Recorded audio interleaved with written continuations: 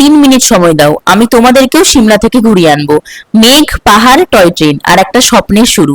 এই ট্রিপটা শুধু ঘুরতে যাওয়া ছিল না, এটা হলো স্বপ্ন পূরণের গল্প। বাঙালিরা এখন আর কোথাও থেমে নেই, দেশের প্রায় প্রতিটি কোণাতেই বাঙালিদের দেখা মেলে। সিমলাতে গিয়েও তার প্রমাণ পেলাম। অনেকেই বাংলা ভাষায় কথা বলছিল, কেউ আবার নিজে থেকেই বলছিল ফটো তুলে দেবো। তখন মনে হলো, যখন বাঙালিরা এত দূর পর্যন্ত পৌঁছে যেতেই পারে, তখন আমরা কেন থেমে থাকবো।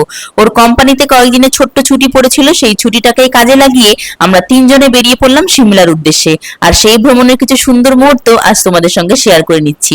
বিশ্বাসই হচ্ছিল না যে যে রাস্তায় আমি হাঁটছি সেই রাস্তায় একসময় শাহিদ, করিনা, রণবীর, দীপিকা আর অমিতাভ বচ্চনের সিনেমার শুটিং হয়েছে। কিন্তু স্বপ্ন পূরণ হলো। সত্যি আমি আমার স্বপ্নের শহর সিমলায় দাঁড়িয়েছিলাম। টয় ট্রেনে জানলার বাইরে তাকাতেই একের পর এক সবুজ পাহাড়, পাইন আর দেবদারু গাছ, ছোট ছোট রঙিন বাড়ি যেন ছবির ভেতর দিয়ে এগিয়ে চলেছে। টয় ট্রেনে সিমলা পৌঁছানোর পর বিকেলের দিকে ডুগুকে নিয়ে একটু হাঁটতে বেরিয়েছিলাম মল রোডে।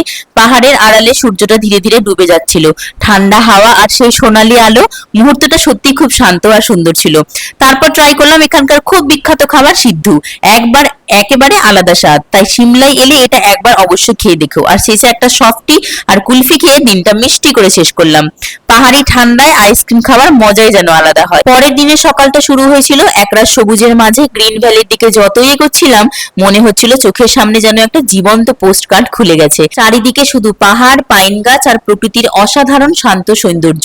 এরপর পুরো সময়টাই ছিল ডুগ্গুর নামে। ওর হাসি আর উচ্ছ্বাসে আমাদের ক্লান্তিটাও যেন কোথায় মিলিয়ে গেল। মিকি মাউসের রাইডে খেলতে দেখে মনে হচ্ছিল ছোট ছোট আনন্দই আসলে ওর জীবনের সবচেয়ে বড় সুখ। কিভাবে হেঁটে যাচ্ছে দেখো, আমাদের কথা তখন আর কিছু শুনতে পাচ্ছে না। ওকে যখন এই মিকি মাউসের রাইডে ছেড়ে দিয়েছিলাম, ও নিজে একা একা ঘুরে বেড়াচ্ছিল আর বাকি বাচ্চাগুলোর সাথে কি কি সুন্দর এনজয় করছিল। বাচ্চা যখন এদিকে এত এনজয় করছে, তো বাচ্চার বাবা কেন বাকি থাকে? তো ব্যাস, ডুগ্গুকে আমাকে দিয়ে সে চলে গেল জিপওয়ে করতে। তো বাবা আর ছেলের এই এত সব এনজয়ের পর এরপর পৌঁছে গেছিলাম সিমলার বিখ্যাত একটি মন্দির, জাখো হনুমান মন্দিরে। এখানকার বিশাল হনুমানজির মূর্তিটা প্রায় 108 ফুট উঁচু। এত উঁচু যে সিমলার অনেক জায়গা থেকেই এই মূর্তিটা চোখে পড়ে।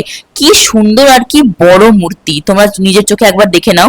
মন্দিরে দাঁড়িয়ে চারিদিকের পাহাড়ের দৃশ্য আর শান্ত পরিবেশ দুটোই মনকে অন্যরকম একটা প্রশান্তি দেয়। তারপর সেখান থেকে বেরিয়েই আমাদের হোটেলের পাশেই একটি কনসার্ট হচ্ছিল। তো ব্যাস, চলে গেলাম 3 জনে আবার রেডি হয়ে কনসার্টে। এটা সন্ধ্যাবেলা শুরু হয়েছিল, তো আমরা গিয়ে এখানে কনসার্টটা এনজয় করেছিলাম। তার মাঝে দেখে নাও ডুগ্গু ফাঁকা রোড পেয়ে একা একা কিভাবে হেঁটে চলেছে। ও মানে ও কারো সাথে আমাদের সাথে চলবে না, ও যেহেতু একা একা ফাঁকা ফাঁকা রোড পেয়েছে, ও নিজে নিজেই হাঁটবে। যাই হোক, বাইরে বেড়াতে এলে বাচ্চাদের সাথে তো একটু এক্সপ্লোর করতেই হবে। তারপর এই নজারাটা দেখে নাও।